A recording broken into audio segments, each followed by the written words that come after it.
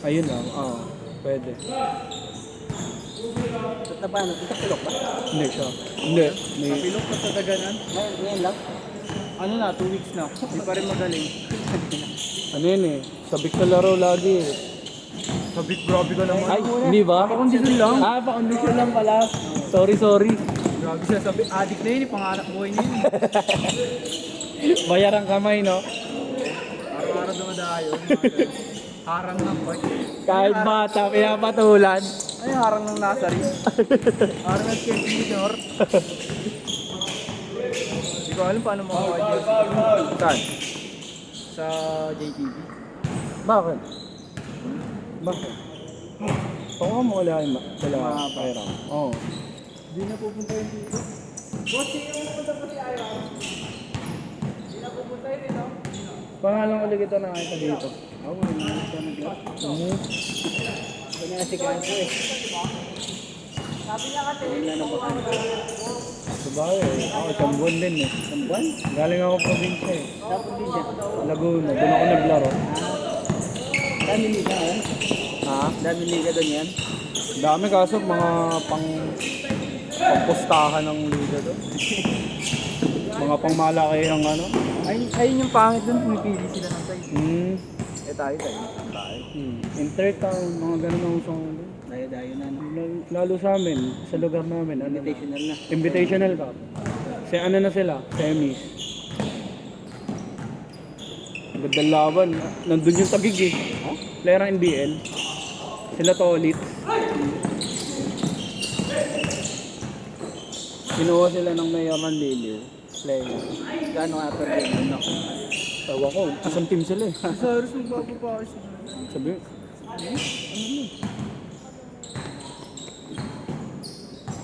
isang ano sila dun. Isang team sila solid naman yung lineup din nila eh. Lalo yung, kilala mo ba yung ano, taga Muntinlupa si Guerrero? Guerrero? Oo, yung shooter. Oh. Nalaro nga sa amin yun. Grabeng bumato ng trash yun. Si RJ Guerrero. Ganda naman ng tira eh. Pag lumilis talaga, ikot na ikot ang bola. Tining na tining talaga. Talagang ano na. Lista mo na, no? Dali mo kahit saan, papalag eh. Shooting guard talaga laro. Punta pa lang, nakita ko lang maglaro ng gigitan yung Maata, tsaka Pimpalma. Saan? Sa probinsya namin, sa Romblon. Kaya yung Mansano, sa Romblon. Hindi ko kilala. Baka siya kilala niya. Hindi ko sa masyadong nanonood ng ano eh. Napapanood ko na nun, mga semis na final. Walang time eh. Libang sa ibang bagay eh. Kung ano man. Player ako pero hindi ko din manunay liga manood ng mga. Yung yung play. Ano? Lalo pag ano na, magkaulam na, kahit dadalwa. Ba talaga yung team pag pag umiikot na sistema ng coach. Kahit madami magagawa. Pero wala din naman kuya. Ang coach kasi taga-guide dyan eh. Pero ang pinakang gagalaw dyan, player eh. Sa loob. Oo, kayo pa rin eh. Nasa inyo pa rin ang privilege ang paggalaw sa loob eh. Kung papakinggan nyo yung coach, gaganda yung sistema nyo. Pero kung hindi nyo papakinggan, wala din. Ba't pa kayo nag-coach dito? Ego. Oo, yun yung hirap sa ibang player. Pagbata ng team. Ay, lalo ngayon. Lalo may highlights, no? Oh, Richie Rivero. Yugo Traveling Step. Usong-uso. Tama, madami dyan. Ito, good yan eh.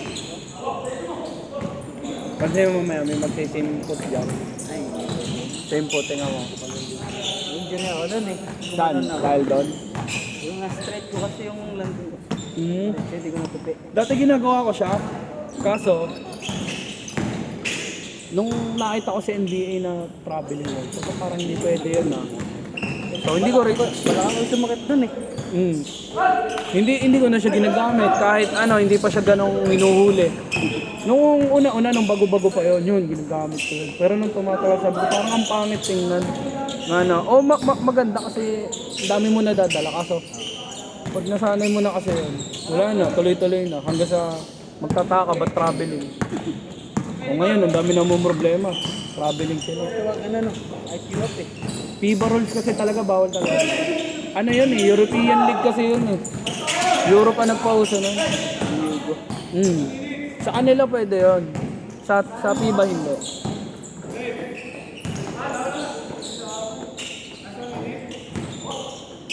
Probinsya ka pala sa mga Sang probinsya? Aramblo. Madami dito na laro. Sila maaba. sumaba. Ano? Maaba, si Noriel. Kaya mo si Noriel? Sa Bantang. Yung mga taga San Fernando, yung nagpapasketball gabi pa tuwing linggo. Ay, sila. Ay, oo. May malaki. Na ano ko lang yun eh. Kita lang namin pagkatapos ng schedule. Last shot, change! Change card! Dami magaling na taga ano. Dami magaling na taga Romlo.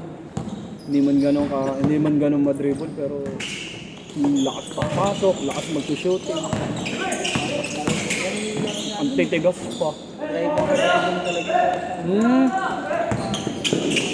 Basta ko eh. Sulit na. So guys, sa probinsya na kami dati yung matatanda. Baka hindi yan nagsushooting ng malayo. Mga tira niyan, talak sa perimeter. Nakagulangan talaga sa ilalim. Kahit magkakilala na, sisikuhan pa. Ayoko ng ano, may alanganin sa ilalim mo. Ay, yung yung nakakatakot. Gawa ng hindi na ng maayos. Bigay mo na lang to. Akala mo hindi ka player. Wala naman kayong malaking bayaran dyan. Laro lang naman. Kahit sabihin mo pustahan, 1,000. Siyempre, yung nakasalalay pa rin doon, yung ano ng kalaro mo eh. Dati siguro, depensa, may depensa doon, ano eh, yung first gun, bakit mo? Pawis na lang. Pero si Gary, laki kasi nang ginawa ni Gary yung pagbabago sa basketball. No? Lahat nagsushooting na. Kasi yung bigla, hindi Oo. power move eh. Yun na. Kaya Kaya ko pa din naman yun. si Wemby, binabayaan na. Yung kay Wembanyama, hindi nila gagawin yung kagaya kay Giannis na pinalaki ang katawan. Ang kay Wemby, ang sinabi ni Wemby, sa team niya, yoga ang pinapaano sa kanya. Ganun din yung pagkarin. Kasi tama naman eh. Kaya naman kasi magdomina ni Wembanyama kahit saan eh. Mapalabas o pasok eh. Basta mabilis siyang kikilos. Mas niya din. Tsaka hindi rin naman siya ganun kanipis. Kahit payat. Wag nga lang kagaya ni Lebron. Talagang kawawa siya. Para siyang reindeer na binunggo ng kalabaw eh.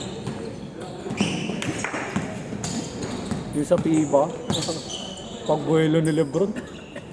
Ginanon lang, pinitik lang eh. Wala. Hindi na niya hindi man lang nakadepensa na. Kaya na-contest mo. Lebron yun eh.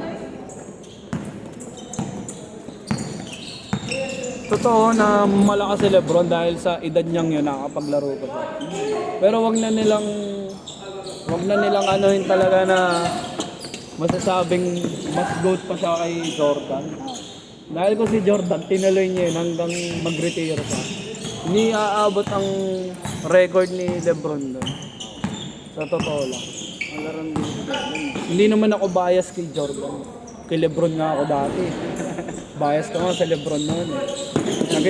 Ball defensive no? Medyo tapos, sikat na rin nun si nung naging idol ko yan, halos paritar na rin nun si Kobe. Hindi naman, puro injured ng case ni Kobe nun. Pero hindi ko man lang naging idol si Kobe nun. Nung ako nun, kay Lebron kasi ang galing talaga ni Lebron nun eh. Lumilipad eh. Tapos nung dumating si Curry, yun, lipat. Elementary school ako, pinagpanood ko siya. Lady. Yun, anak. 3C. Yun, parang Kobe yun na lumaki lang. Tapos nitong last lang. Naging mga naging last 2 minutes. Tapos naging idol ka na nitong si Curry na talaga simula nung dumating si Curry ng 2015. Nung pinapanood sa akin ng yung kuya ko kasi dami, di ba uso pa ng USB, hindi pa wifi. Mga dinadownload. Inano niya yung mga video niya, ni Curry. Mga highlights. Yun, doon ko naging idol si Curry. Ito yung Monta Ellis din, magaling din. Ay, si Monta. Kasi, sinuko ng Warriors, no? Para kay Curry. Kasi si Curry nung una, akala nila walang pag-asa eh. Talagang ni Curry yung kills niya. Malutin niya lang tayo. Yun ang pinakang ano yun. Pag dito, Yun ang pinakang palaban niya, yung stamina. Oh, trapid eh.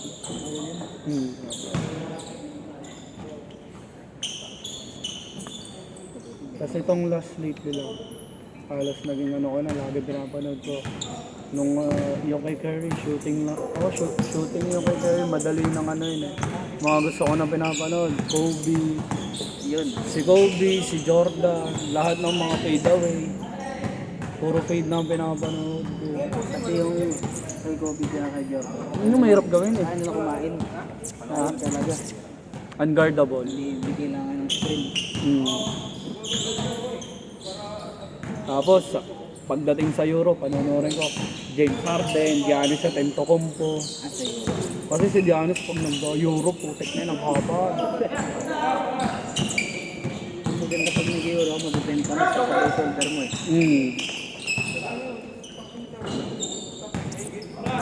Last shot.